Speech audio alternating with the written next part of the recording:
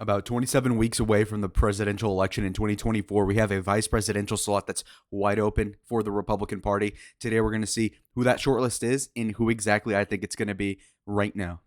So, the very first thing we're going to do is check on some things that are very obvious. So, first of all, when we're looking at the presidential election writ large, we're looking at most of the swing states being pro Trump. So, when you have a president that's already, or a candidate, let's say an incumbent, who is already leading in the polls, you're probably best to not rock the boat, okay? So if we're looking at the science of how a presidential election gets decided by and who gets the VP slot, you have to understand what the context is. So, for instance, people might say it's Nikki Haley because Nikki Haley was the second most popular candidate in the primary, even though people thought it was DeSantis. Okay, well, honestly, that's not going to work out for a myriad of reasons, but there's been anecdotes to show that this might happen. So, for example, last time it was going to be Herbert Walker Bush who was going to run in basically in 88 because he was the runner up to Reagan in 80. And so that was an expediency thing. Okay. But that's not the case here because when you look at it, Trump really bested Haley by a shit ton. And when you look at the very end of the race, it had Trump up 79.1 to Haley 15.2. So what that shows is that she was an anti-Trump vote, but also not popular at all on her own. Okay. And you see that because she hasn't caught on in politics outside of A-Log and Trump, okay? By A-Logging, I mean just basically hating and ankle biting, okay? Now that Nikki Haley's out of the way, we're going to get to Elise Stefanik. So Nikki Haley was posited, for example, as a woman supporter, as in, basically buoying support for the women vote in the suburbs for Donald Trump. Now, somebody like Stefanik would fill the same role theoretically. So this is what the DC people are saying. Now, what's interesting about this, of course, is that Stefanik is younger, so that's better, but she's a little bigger. And so that's downside. Again, if we're just looking at the paper thin, kind of just the surface analysis, which is really important in politics. But apparently she's a four person. And what I mean is like there's four people in a hierarchy in Congress. Again, you have a whip, a majority leader, whatever. And you've got the fourth ranking member being Elise Stefanik. Why is that important? Well, she's only 39 and she's already really high in the hierarchy, which shows that she's ambitious, shows that she's already a teacher spec, so to speak, of these older white guys. And that maybe, she could really fluff up Trump in a way. Whereas she started out more moderate in New York politics, but apparently is trying to suck up to Donald, which is interesting. So she's not really hard line, but she's also credentialized as being a moderate, which means that she would maybe help with white women in the suburbs. But does Trump really need that, though, is the question. Because, again, are we getting a person, and there's multiple vectors to look this in through, okay? Is it that we're looking for someone to replace Trump in 28, or are we looking for somebody who's just going to hold the line and just hold the fort, okay? That's an interesting little dilemma here that we have. Anyway, so here is what some people are saying. That maybe reelecting a 77-year-old man who's liable for sexual abuse and misconduct might be helped by having Stefanik on the ticket. I don't think that factors in, okay? There's virtually nobody on the fence because of Trump's accusations. And in fact, I spent an hour reading through the accusations on Wikipedia, and literally all of them are like not true. And if they're, you know what I mean. You know how these things work. Anyway, loyalty check. So this is what's probably going to kill her candidacy for vice president. So this is why I lean towards her not being one. And if you look at the map, there's all sorts of states that you would want somebody to help you out in. Granted, obviously in contemporary politics, what a state somebody comes from in a federal election doesn't really matter, of course. But I mean, it's something. And so when you're looking at the states, I mean, we have plenty of swing states, ones that are going to be kind of close. And you know what's not one of them? Obviously, we're looking at New York. New York's not going to be close. And even if Trump does better in New York than he did in 2020, it doesn't mean he's going to win it at all. So when we're looking at it, I think New York's going blue by a safe margin, upwards of 10. And I guess Elise Stefanik isn't going to really help there. So who cares? Now, again, she criticized him in 2016, which is a really bad look. Again, Trump is a very big guy on loyalty because in the first term, a ton of people that went to work with him actually wanted to work for the party over him, which you could see as a reasonable thing. But bottom line is that he wants loyalty to the person and not necessarily just the party. We have plenty of cases of people that were completely Carson trying to help Trump in 2016 to 20 when we're looking at people like Reince Priebus, Paul Ryan, Mitt Romney, those types. Anyway, looking at this, she started to rise in the GOP leadership by being a MAGA cheerleader. So again, a two-face. Now that's political opportunism. And you could say, well, it's only a term. Who cares? She can be VP. Nothing's going to happen. But in the event that Trump does die, the MAGA movement, so to speak, that's not going to follow through her, though. So you have to think about it that way. So you want at a time somebody who's not in position to replace him during the term in terms of subversive power influence, but also somebody who's loyal to the cause. And I mean, these are very complicated things. If you can see the milk dud with just screaming, I mean, just look at his head. Okay, Tim Scott, you should not be the vice president. Okay, I mean, look at this guy. Anyway, I hate Tim Scott so much. He just, again, he's bald, and I mean, come on, I fucking hate Tim Scott. But anyway, let's give him a fair shake.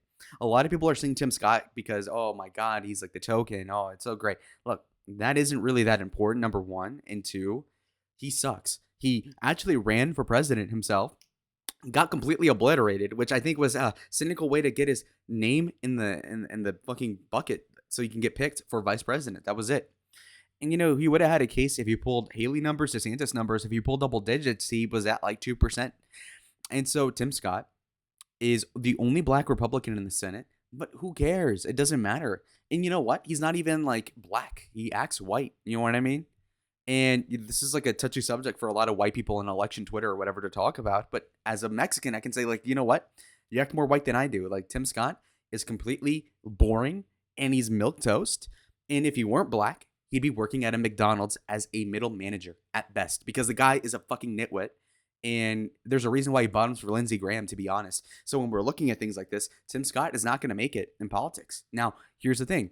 As vice president, he'd be a suck-up, an opportunist, a guy with buck teeth.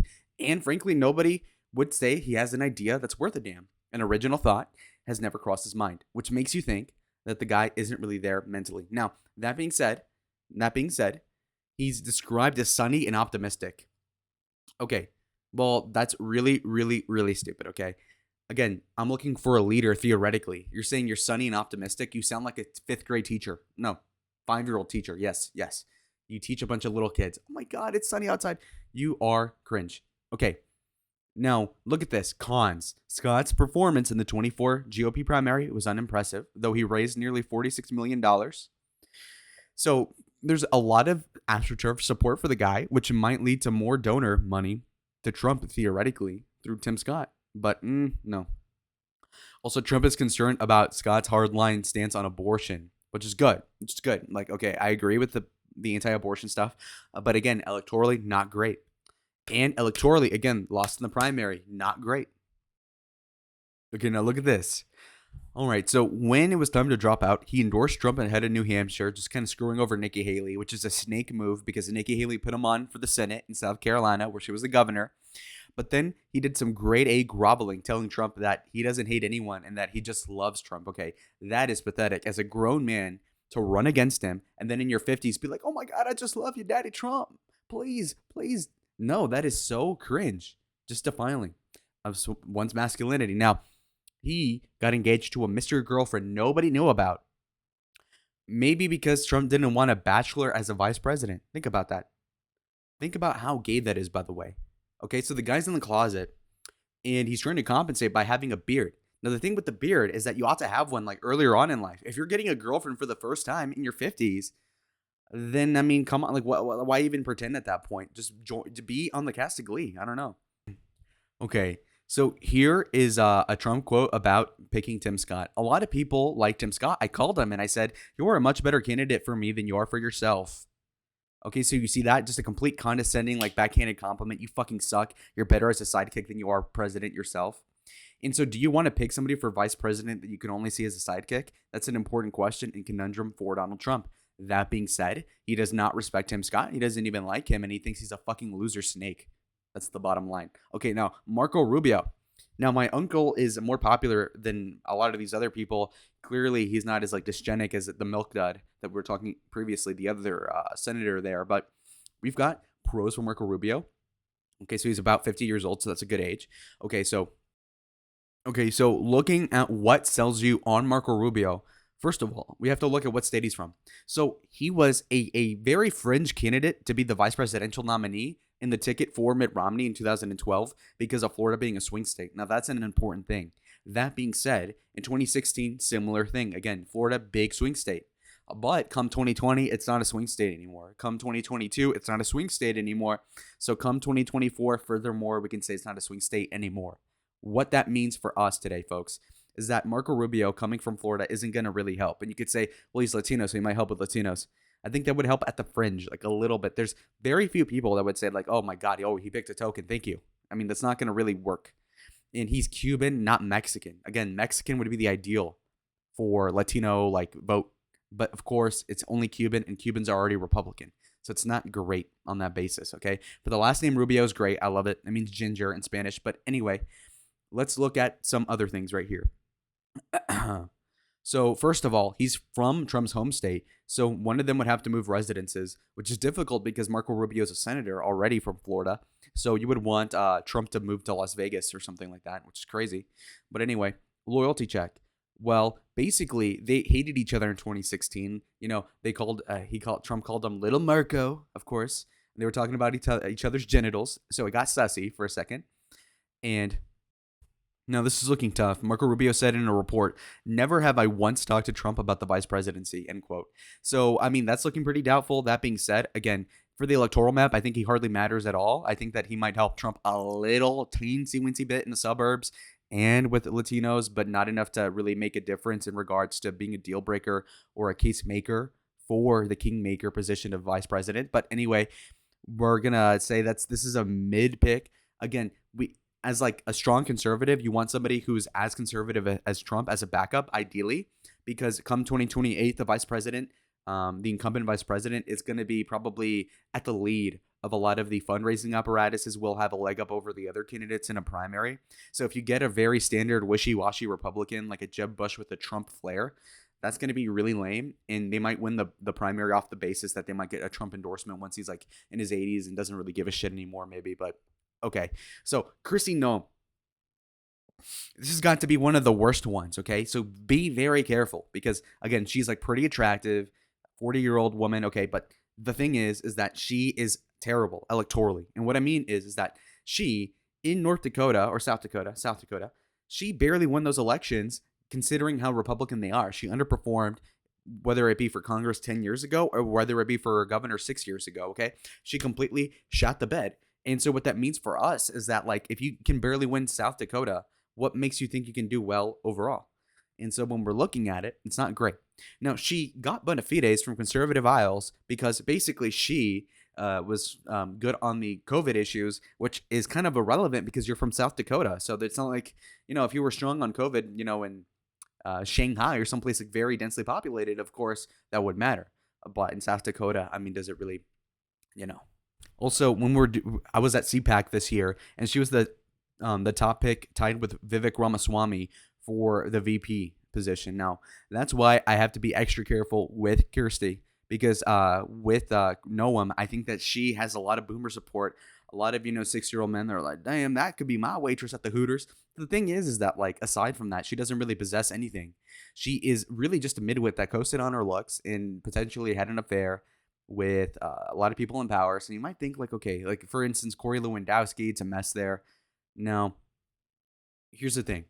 When we're looking at the state significance of where she's from, South Dakota has got to be the least relevant state you could ever pick for an election, okay? Only 3 electoral votes, and it's not near anybody important, I would say. And so from that, I think she has literally no value to the ticket in that respect, okay? Tim Scott from South Carolina, same thing, garbage. Florida, a little more important, but again, if Trump is in a position to lose Florida, he's going to lose the whole thing anyway. And so at that point, it doesn't matter. And so what you want is somebody ideally from Pennsylvania, Michigan, Wisconsin, Arizona, etc. Okay, but moving on. Also, huge thing here. Noem is seen as too strict on abortion by Trump. She has called herself an abolitionist on the issue and has defended the lack of, R word and, exceptions.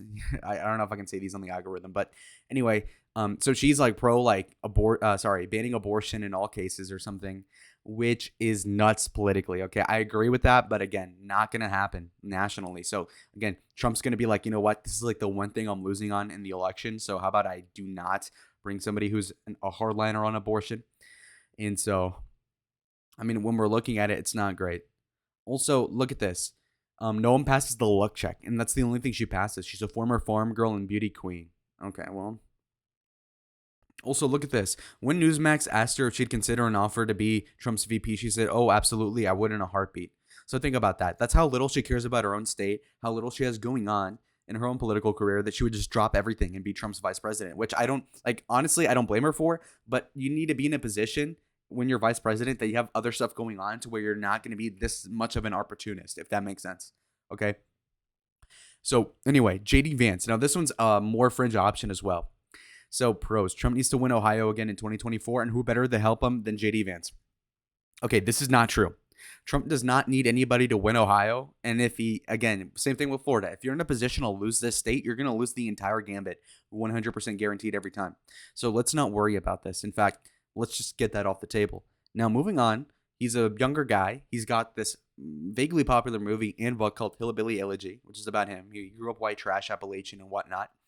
Now, when we're looking at these things, now, JD Vance is a really strong Republican. He goes by National Conservative, and a lot of young guys like him. But Vance has a really bad past. So it's kind of like, can you make a hoe into a housewife? Can you make a 2016 ever Trumper into the vice president of Trump himself in 2025? The answer is maybe, because when we're looking at this loyalty check, in 2016, Vance declared himself a never Trump guy and wondered if Trump could be America's Hitler. Now, granted, you could say, well, he was younger. Okay. JD Vance is 39 years old, okay? So in 2016, he would have been 32 years old, okay? So a 32-year-old man should be able to tell if a person's going to be the next Hitler or even question that. That is ridiculous, ridiculous, ridiculous. If I, at like 12 years old, thought, oh, Trump could be the next Hitler, I would think I was an idiot back then. And that would be when I was 12 in 2015. Now we're looking at myself at 20 and I have the right opinions on everything. But Vance himself is like, oh my God, at 32, oh my God, this Trump guy is Hitler. How the fuck could you go from that to this now? It doesn't make sense. 32 to 39 isn't that big of a gap in time for you to change your mind.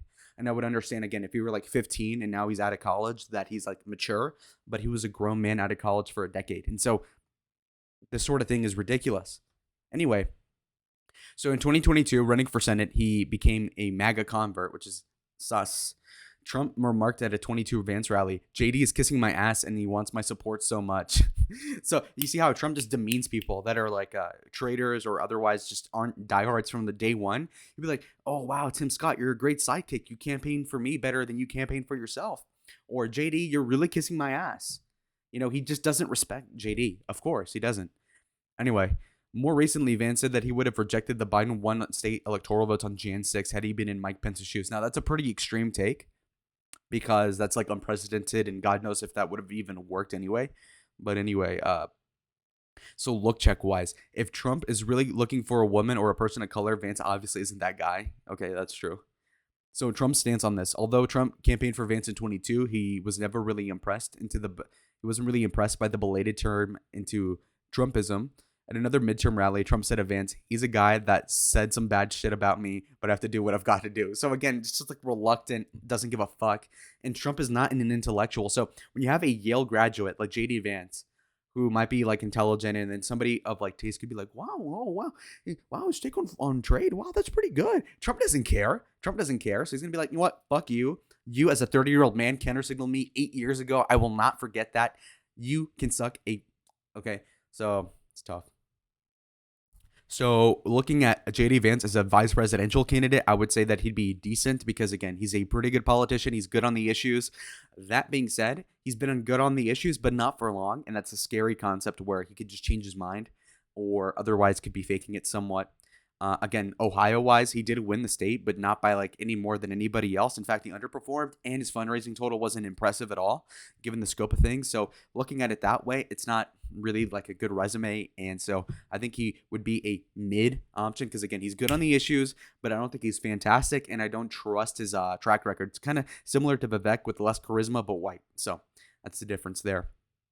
Tulsi Gabbard. Now, this one's difficult because, again, she's from Hawaii, a state that's completely irrelevant in politics, okay? This state is fucking useless, including Alaska. These states are just straight up not going to matter in this election. That being said, Tulsi Gabbard is photogenic. Again, a lot of the people that are pro Gabbard are also pro Noem, and you can wonder why. But leaving those Twitter artists alone, let's look at the pros for Tulsi Gabbard. Okay, so since leaving the Democratic Party 2 years ago, former U.S. Representative Gabbard has become a regular she's become a regular at the right-wing venues such as Fox News and CPAC. Okay, so this could be seen as a bipartisan pick. That being said, again, Trump is already leading the race. Do you need a bipartisan person? I mean, by that logic, wouldn't you want RFK on the ticket? Obviously not, because he's a leftist. So if Trump died, well, that'd be freaking nuts. But anyway, this is another really, really risky pick because she endorsed Bernie in 2016 and backed Joe Biden in 2020. Anybody who knows a lot about the subculture and politics understands that there's a subsect of like maybe 10% of Bernie supporters in 2015 and 16 that actually became MAGA loyalist going forward. But she's not in that subsect. She supported Bernie, then Biden. So she had 4 years to reconsider her stance. Maybe, her populism could have fermented into a conservative nomenclature. But in fact, she endorsed Biden in 2020. Knowing full well the guy was senile, knowing full well Kamala sucked. In fact, she torched Kamala, rightfully so. And now we're looking at somebody who was politically opportunistic, probably was hoping for a job at the Biden administration. She never got it. So then she poured out for Fox News and Newsmax and all these other places, Joe Rogan types. And now she wants to be VP. Well, isn't that pretty convenient, okay? So looking at this loyalty check, folks, highly suspect. She hasn't even endorsed Trump yet and seems pretty excited about the possibility of being RFK's vice presidential nominee, knowing full well the guy's going to lose, by the way, until he picked Nicole Shanahan. So she couldn't even cut it for RFK, who's a way smaller candidate, is polling at like 9%, but somebody who's polling at like 50, such as Trump, is all of a sudden, or I guess in that case, like 45%. I mean, she's not going to get picked by Trump. Anyway, look, check. This would be the least weird aspect of Trump picking her. She's young, telegenic woman of color, so she checks multiple boxes up front. Okay, that's true. Trump stance. Trump seemed to confirm he's considering Gabbard, but doesn't mention her by name. Interesting. Okay.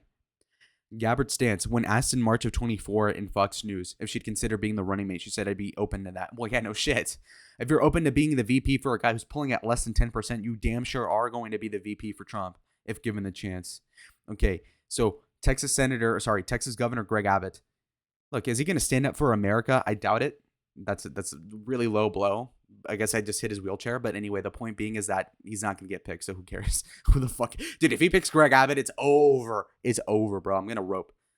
Anyway, Vivek Ramaswamy. Okay, so this one's a little more difficult.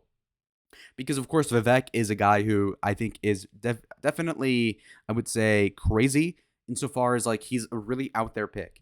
Now, let's look at it this way. He's young, so he's under 40. He's Indian and from Ohio. Okay, well, look at it this way. Again, just like with JD Vance, Ohio doesn't matter electorally. It just doesn't. Trump's going to win it. Okay, now he's Indian. Does that help with anybody? No. Oh, he's a minority. Yeah, but he's Indian. And I think this is a tough subject to broach because there's a subsect of black people that liked Obama because he was black, obviously. And there's a subset of, let's say, Latinos that would like a Latino. I would like a Latino. But the thing is that Indians are such a small population and they're interspersed so sporadically that for that to be like a helping demographic is not true. So, having an Indian candidate, if anything, is off-putting. I feel like a lot of people don't trust Vivek because he's Indian. Like straight up, if he were white, people would think he's cute. Like I'm actually not even joking too. Like I'm dead ass. I feel like he'd have an easier time if we were white, and that's like not even like that's. And guess what? Nobody has the balls to say that, but it's true. If you were white, he would just be more appealing to people. I would say. I'm brown, so I can say it. Not as dark, but still. Jesus, and also the hairline's pretty unfortunate. It's like Dallas Stowe Vegeta, but okay. So we've got some cons for him as well. Okay, but let's go through some more of these pros. So the guy is clearly super charismatic. If you watch him go on The Breakfast Club. It's a black radio show about hip hop, and he fucking owns them. He just dog walked Charlemagne the God, who's one of the biggest imbeciles on the internet. And he's really effective rhetorically. He's a great speaker. But there's some cons, of course. So the biotech entrepreneur has no political experience. This is horrible because in a way, Trump wants a backup who's going to do a lot of the dirty work. So when we're looking at somebody, we need somebody with experience. Again, Vivek has no idea what he's doing at that level.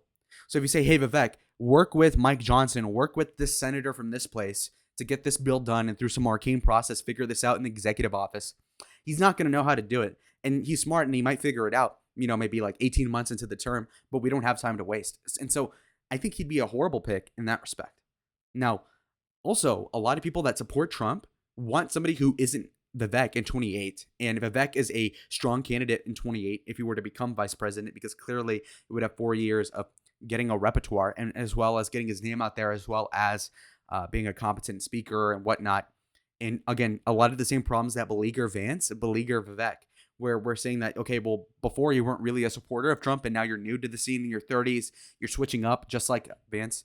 So it's an interesting question there. And again, lack of experience, some off-putting things about the personality. And so there is a difficult thing to parse here. Anyway, so he said, so he's been dinged for saying Jan 6 was an inside job, which is ridiculous. I mean, well, you can argue it, but and embrace the great replacement theory, which is actually something that he is really good at, is broaching these really difficult subjects that white people can't get away with, and I'm good at that as well. So he mentions great replacement. He did it in a very slick way, by the way, on the national stage, like in CNN or something, in one of these primary debates. Anyway, so he has some pretty hard takes. Again, with the campaign that Trump is winning right now, where we're saying like, hey, Trump, don't rock the boat. At least right now, that's like the common, the parlance. When we're looking at the favorability rate of Vivek, he is 36% unfavorable, 24% favorable. So he's negative 12 in popularity. So he's going to drag down Trump a little bit as well.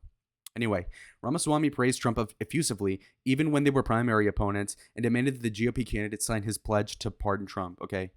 So Trump was definitely looking for an administration role. Sorry, Ramaswamy was. Now, can you really picture Trump putting Ramaswamy on a bumper sticker? Yeah, he has a bad last name. He's got to change it. Now, Trump stands on Ramaswamy. So, this is very interesting right here. So, on a March 18th Bloomberg report, it was said that Trump had ruled out Ramaswamy as running mate, saying that Trump personally told Ramaswamy he wouldn't be the vice presidential pick, according to people briefed on the discussion, but is considering for posts including Homeland Security. So that's interesting. Very interesting. So I don't think he's going to be picked just based off of that as well. Again, the state he's from is irrelevant, and he's got a lot of dings against him. So yeah, I think putting him at some sort of secretary level is great. All right, now this one's my favorite option, and this might seem a little controversial given how many different picks we have here, but I think Ben Carson would be the best pick for vice president, okay? For a myriad of reasons. We're going to start off with this one. So first of all, there's some boxes you want to fill in if you're Trump. I want, ideally, somebody who's not going to run in 2028, but is going to be a strong Republican for the next 4 years. What that entitles is going to be Ben Carson. And in fact, when you're looking at it, again, he's got experience. He was already the former Secretary of Housing and Urban Development, so he's got that. But, I mean, looking at his backstory, it's, again, very compelling. He grew up super poor. He became a neurosurgeon, the first one to split Siamese twins. So he's already one of those. So I think he could get a little bit more of the black vote. And I think he's more compelling than a Tim Scott. He has a better life story than Tim Scott. What the fuck did Tim Scott do that was so impressive? Ben Carson actually did a lot of what a lot of people would dream to be, which is like this like proficient surgeon who grew up in poverty, had character arcs, his anger issues, whatnot. I think it's very compelling. There's a really shitty Lifetime movie made about it even that I saw. Anyway, so there's some cons here. So Carson has a low-key speaking style. So they call him Sleepy Ben Carson. He's very boring, but that's great, because Trump doesn't want to share the stage with anyone. So Carson's perfect for it. In fact, in 2015, when he was leading the polls in the primary for president for like a weekend, it kind of shows to Trump like, hey, this guy has some sauce, but isn't going to outshine me, which is what Trump wants actually. And he's so old that he won't be a problem to usurp him anyway. And he's a competent human being. He's not going to have these scandals similar to Mike Pence. He's not going to have like some like affair going on. He's not going to have a drug habit like Hunter Biden. So I think this is perfect. Loyalty check. Carson was one of the few original cabinet officials who stuck with Trump throughout the entire term, even after the Capitol. Think about that. That's great. No, loyalty check. Again, that's completely pulled through. Look check. Probably somebody with a HUD secretary look could also be Trump's VP. Okay, fair enough. Trump stance. He hasn't commented on Carson at all, which is interesting. Carson stance. When asked about being the running mate, he said, I really haven't put a lot of thought into it, but it left the door open, saying I would consider what to do to save our country. Well, isn't that so nice? So again, he's got the perfect aesthetic for it. He's 72 years old. So 72, that's, you add another 5 years of age, 77. He's going to be really old to run for president himself, which is what I want. He's from Detroit, Michigan. Okay. So think about that. Michigan. Well, guess what's a really important swing state? Michigan. Trump is winning Michigan right now by about 3%. So when we're looking at the states here, you have a guy born in Michigan. That's going to help a little bit right there. That's super important. Look at this resume. This resume is amazing. Look at this. He went to Yale, University of Michigan. So he's got the bona fides. Okay, so Ben Carson thus far checks all the boxes for me. There's one little thing here which says that Carson compared abortion to slavery and says that he wants the procedure outlawed with no exceptions except for the two popular ones. Now, this is true, but this is also pretty, like, this is probably an old take, and I'm pretty sure that nobody's going to press Ben Carson on it. And also, a lot of the problem with the vice president's political opinions is if he becomes president, then that would become an issue. But if he's already so old, it won't be a thing that they're going to care. So, like, for example, when Obama was running for president and Biden was in his 70s, nobody said, oh my God, Joe Biden has this position. Because either there weren't any positions that they could attack, but also because he was so old, it didn't matter. So I think that would be true of Ben Carson as well. So again, I really like Ben Carson. I really do. So that's good. And again, he mogs over Tim Scott. Now there's another black guy we need to talk about, and it's Byron Donalds. So Byron Donalds, I think, is in his mid-40s. He's from Florida. So that's a little awkward. He's a rising star, though. He's a great speaker. So he's like the opposite of Ben Carson in that he's young and like good at speaking. That being said, Donalds has no experience. He's only in his second term in Congress, which is interesting. Now, he was arrested when he was younger for distributing marijuana and bribery when he was younger. So I heard him explain these, and these don't really matter at all. I mean, George Bush had a DUI that was revealed right before the election in 2000, and he still won, arguably. So anyway, looking at the loyalty check, he's been a MAGA loyalist since he was elected in 2016 and endorsed Trump over DeSantis, even though that was his own governor. So it's kind of tough for Ronnie D over there. But CNN dug up numerous social media posts and interviews from around 2011 and 12 in which Donalds criticized Trump, which is odd because I don't know what kind of buzz Trump had 10 years ago or 12 years ago. That's odd. That's interesting. Let's look into this. Anyway, Trump hasn't really talked about this. And in terms of Donalds, he said if he'd accept the invitation to become Trump's running mate, and the congressman said, I mean, who wouldn't? Which is true.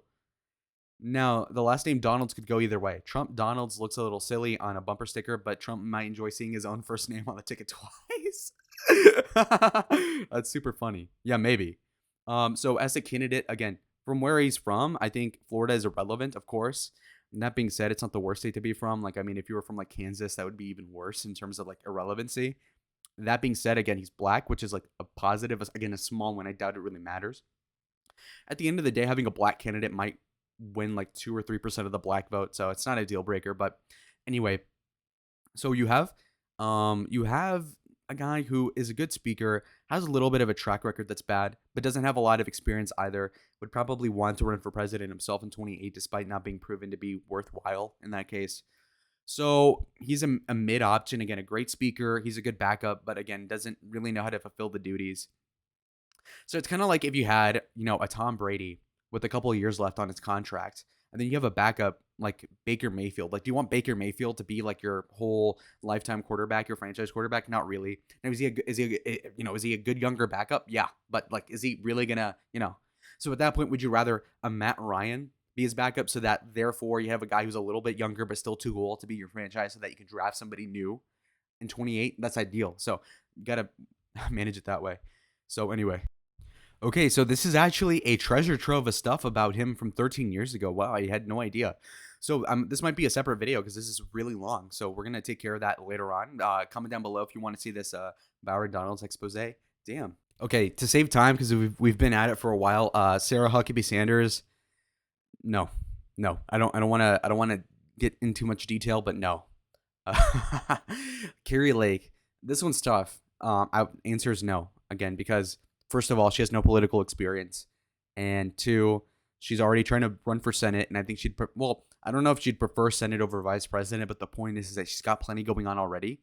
And so it'd be a really awkward fit if she were to run for vice president right now, given that she's running for Senate at the same time. And I think Trump really likes Carrie Lake, and she's a good politician, so to speak. But she still has yet to win an election, at least with the final result. And so that's tough. And I think also that she's less popular than Trump is, and so she's going to lose Trump votes, if anything, by a little bit. And so at that point, it's not looking great. So, I mean, that's a pretty short reason why she wouldn't be a good vice president. Now, okay, so the basic summary is that, yes, Arizona is an important state, but because she's running for Senate, it's an awkward fit. And then the other thing is that she's a little less popular than Trump, which defeats the point of even having her on. So, I mean, that's, if she were already senator for, let's say, 4 years, like let's say she ran for Senate in 2018 and she won, and her approval rating was, let's say, 55-45 approve, then it would be a no-brainer vice president. But because her approval is like negative, a couple points below Trump, and she hasn't won the Senate yet, at least like not by the official result, or you know what I mean, then Also, Katie Britt, freshman senator from Alabama. So again, Alabama completely irrelevant in the map. I already shaded this in way before the video even started because it's no question. She's going to be the youngest senator ever, which I don't really care about. Also, when you look at this, so I mean, she did a Republican response to this most recent State of the Union address by Joe Biden, and it sucked. It was weird, really weird. The acting in it was weird. Anyway, her husband was a former offensive tackle for the New England Patriots. Okay, nobody cares. So again, they're adding details that are kind of irrelevant because she has nothing going on. And she came out in favor of legal protections for IVF when an Alabama Supreme Court ruling shut down IVF services, then delivered the GOP response. So this is an interesting little dynamic, but not that important. Anyway. But yeah, I mean, even without reading this is a horrible pick. Katie Britt is not it. Okay, Marjorie Taylor Greene. To save time, she's from Georgia, which is a good state, but she is less popular than Trump, and she's not from like a swing district at all. So there's really no utility to having her on. She's fallen off. She was like a diehard Trump supporter, and that's kind of good. But then you realize that like she's like one of those like Q people, and it's like so. I mean, imagine Alex Jones with Down syndrome and drag. I mean, it's just terrible. She sucks. She would really tank Trump's like popularity, and I don't think Donald even likes her personally. Okay. Tucker Carlson. Now, he already said he's not running, so we're just gonna skip that one. We can make that into its own video, but he already just doesn't want to run. So, Ron DeSantis, just look at his mug. He's fucking felted. He's destroyed as a man, and no, Trump doesn't trust him. Obviously not. So maybe this would have been important to float 18 months ago, but not now. Alrighty, folks, so that was a 37-minute long video. It took me over an hour to record. It was a lot longer than I expected, but it's good to give detail because that's what I'm good at. And let me know if you want any more in-depth explanations for different candidates. I skipped over like 5 because I can already tell they're not going to be the pick. If I had a guess gun in my head who Trump is going to pick, I would say it's Ben Carson, and I hope it's Ben Carson because Ben Carson's the best candidate in every facet. Hopefully we get a Trump-Carson ticket in 24, and if we don't, it's going to be tough out there. But comment down below what you think and like the video. Subscribe if you haven't, and I'll see y'all on the next one. Adios.